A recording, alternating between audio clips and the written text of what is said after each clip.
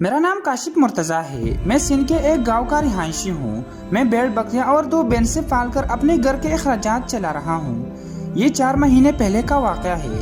एक दिन खेतों से चारा काट कर मैंने चादर बांधा और किसी न किसी तरह अकेले ही उठाकर सर पर रख लिया और वापस घर की तरफ चल पड़ा।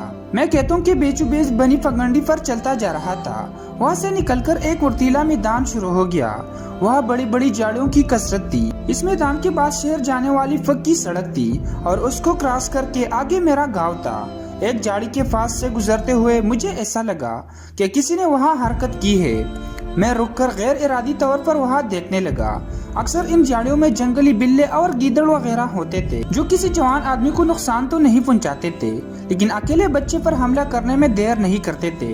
इसलिए ऐसा जानवर जहाँ नजर आता हम उसको डराकर आबादी से दूर भगा देते थे। मेरे ख्याल में वहाँ ऐसा कुछ था। फिर मैं आगे चल पड़ा क्योंकि मेरे सर पर चारे का वजन मौजूद था, लेकिन एक आवाज ने मुझे चौंकने पर मजबूर कर दिया। वो इंसानी आवाज थी और किसी खातून की थी। मुझे लगा कि मेरा वहम है, यहाँ झाड़ियों में कौन सी औरत हो सकती है, लेकिन दूसरी बार भी वही आवाज सुनाई दी। किसी ने मुझे अंकल कहकर पुकारा था। मैं रुक गया। जिस झाड़ी के पीछे मुझे हरकत महसूस हुई तो वहाँ से एक जवान लड़की निकलकर मेरे सामने आ गई। उसे पैर तक नंगी थी। उसने एक हाथ सामने और एक हाथ नीचे रखकर अपना जिस्म छुपाने की कोशिश की थी।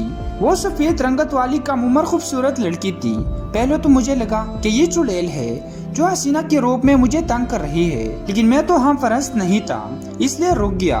वो लड़की दोबारा कहने लगी, अंकल मेरी मदद करो, मैं आपकी बेटी जैसी हूँ। ये कहकर वो रोने लग पड़ी। मैंने जल्दी से चारे वाले गडली जमीन पर रखी और चादर खोलकर उसको दे दी, जिसे उसने जल्दी से अपने जिस्म पर गिर्द लपेट लिया। मैंने उससे कहा कि जल्दी से यहाँ झाड़ी के पीछे छुप जाओ, मैं अभी आता हूँ। मैं भागता हुआ घर दाखिल हुआ और अपनी बीवी को सारी सूरत हाल बताई। उसने अपना एक कपड़ों का जोड़ा उठाया और मेरे साथ वहाँ पहुँच गई। लड़की को कपड़े पहनाए और चादर में छुपाकर घर ले आए। लड़की ने बताया कि वो फला करीबी शहर की रिहायशी है और एक बड़े अमीर बाप की बेटी है। उसके बाप का किसी दूसरी पार्टी के आदमी के साथ कारोबारी झगड़ा है। आज सुबह मुझे कॉलेज जाते हुए रास्ते से उस आदमी ने अपने गोंडों से उठवाया और मुझे यहाँ वीरान जगह पर छोड़कर खुद गए, लेकिन जाते हुए मेरे कपड़े उतरवा कर साथ ले गए ताकि मेरे बाप को जलील और शर्मिंदा कर सके। मैंने उससे पूछा कि बेटी तुम्हारी इज्जत, तो वो जल्दी से कहने लगी कि नहीं अंकल, ऐसी कोई बात नहीं है। मैंने उसके बाप का फोन नंबर लेकर उसको कॉल मिलाई तो 1 घंटे के अंदर अंदर 10 बड़ी बड़ी गाड़ियां मेरे गरीब खाने के सामने आकर रुक गई। लड़की का बाप और बहुत से आदमी मेरे घर आए और लड़की को साथ ले गए।